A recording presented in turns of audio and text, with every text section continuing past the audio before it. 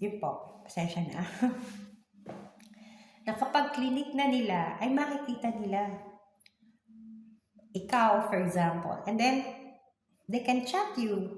They can ask more about it. They can, yung katulad ng, alam ko hindi lang naman ako, yung nakapag-online na, di ba? Pag clinic mo, lalo na Sir Karen, taga-Amazon siya. So, di ba, pag clinic mo yung link, it will take you to a certain website or store. And then you can purchase from there, di ba? At least yun alam ko na, yay! May natutunan ako dito. And then, sabi ko, Lord, you can basically apply this. Tapos na-realize ko, oo, ginagawa ng mga mega churches. Kasi may bayad po yan. So, ginagawa ng mga mega churches yan. Diba? Send message. Makikita natin yan yung mga kay Ed Lapis, kay CCF, kay COP. Meron silang ganun and then you can send message. Sabi ko, hala, o nga, nandirito naman pala itong mga to. Talagang sabi ko, imagine, I had to have that kind of revelation na hindi naman pala kailangan. Andiyo dyan naman, hindi lang ako naging very observant. Sabi ko, Lord, ito po ang dapat naming matutunan. To be an influencer of the gospel.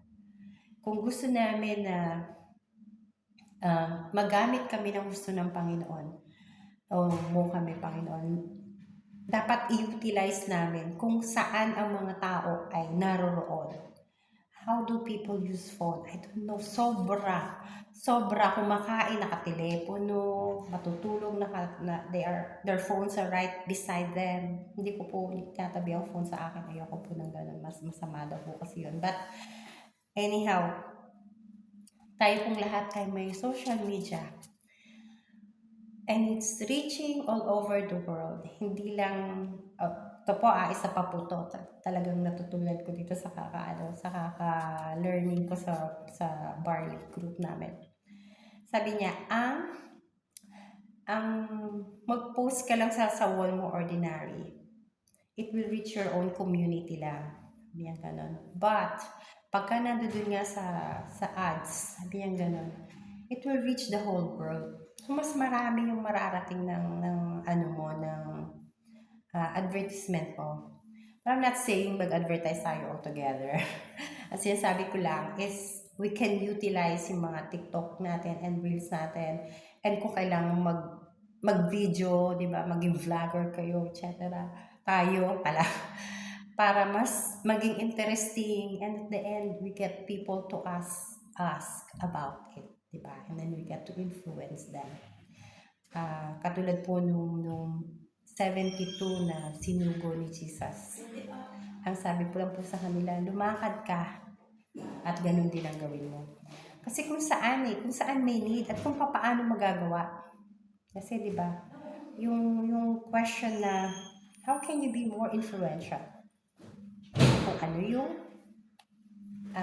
kinakagat ng tao, kung ano yung maging mas very interesting for them. Then we go for that. Then, kaya yung salvation is very precious. Even one soul. Siguro sabihin nyo, kahit gumastos ka ng 500 dirham, kaka-advertise. Pero may isang tumanggap sa Panginoon. Wow. Praise God. Kaya po na-post ko yung yung verse dun sa group. Sabi, sa pagkakaibigan, kahit daw ubusin mo yung kayamanan. Kasi may kayamanan ka naman sa langit. Diba? Kahit na gamitin mo talaga yung resources mo to share the word of God. Kasi, kaya wala ako daw kayamanan. Kaya sabi ko, Lord, sana. And if that is our desire, I believe that God will hear us. Pakikinggan po tayo ng Panginoon. And with that motive that we want to just spread the gospel and we want to be used to spread His word, then I'm very, very sure na pakikinggan tayo ng Panginoon. Yung sacrifice ng ng ating Panginoong Jesucristo, especially His death and the pain that the God the Father had. Mahal natin ang Panginoon. We will do our part.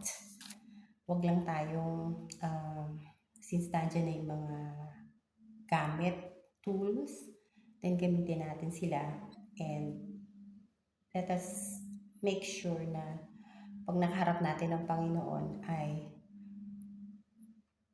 wala tayong nadala sa paanan niya. Everything that we would be needing have been provided for us. Sigurado, kahit pa paano. May way tayo. Kasi marami naman tayong pwedeng ma-share. Pero if that is not being utilized, syempre, it would always boil down dun sa Matthew 28 na we are all sent out to share and disciple, diba? And we do not want to face the Lord pag tayo nasa heaven na wala tayong nadala para sa Kanya.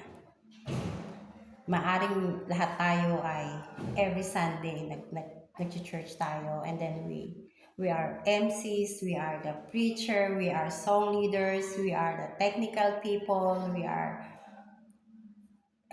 the greatest at church, so many other things na naging ginawa natin. Pero nasan yung soul, which is more important. Yun ang kailangan nating maintindihan.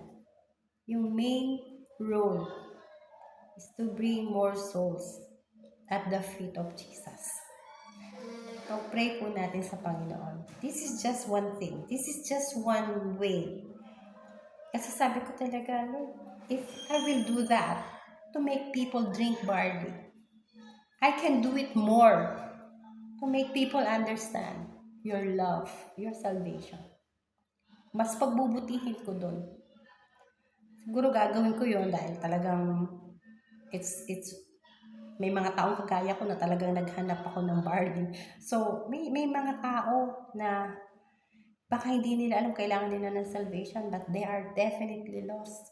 Nangangailangan sila ng prayer, nangangailangan sila ng mga tao na pagbibigay sa kanila ng godly advice. At nandiyan ka naman. But normally, the Lord will bring to you the people na kailangan po nating share. At ipag-pray po natin sa Panginoon na mas marami pang burden ang ibigay sa atin ng Panginoon. At mas marami pang tao na makikita natin opportunity para dalhin sila sa mga kasama natin sila sa langit. Diba? Malaki yun, maluwag. Kasya tayong lahat. Diba? I-utilize po natin at gamitin po natin yung mga opportunities na ibinibigay ng Lord. Tayo po manalangin. Our Heavenly Father, thank you, O God, that you gave your Son para maging one and for all, na maging sacrificial lang para sa aming kaligtasan. Lord, durugin niyo po ang aming mga puso, O God, na we take our responsibility to make people understand about your love, to make people understand about your plan of salvation. Lord, patuloy niyo pong ipaalala sa amin, O God. Patuloy niyo kami, Panginoon, bigyan ng kabigatan ng puso sa tuwing maisip namin, Panginoon, na napapalayo ang mga tao sa inyo, O God. Lord, salamat po na you have opened us, O God, our hearts, our minds, Panginoon, na maaari pa kami, meron pa kaming magagawa, Panginoon, despite the busyness in our work, Panginoon, na makapag-share kami through the social media, Panginoon. Salamat po na kayo ay Diyos na papangmahal, O God. Turuan niyo kami, Panginoon, na mahalin din yung mga souls that are lost, Panginoon. Salamat po, God. Kayo po ang siyang magpapurihan. Maasa po kami, O Diyos, sa inyong pagtulong and the Holy Spirit, Panginoon, every time we want to share. Every time there's an opportunity to share. Salamat po in Jesus' name. Amen. God bless po mga kapatid. I'll see you when I see you sa habag ng Panginoon. I will see you on Sunday na. God bless everyone. Pagpalain po tayo ng Panginoon. May God protects everyone, and I pray for blessings for everyone. In Jesus' name, amen.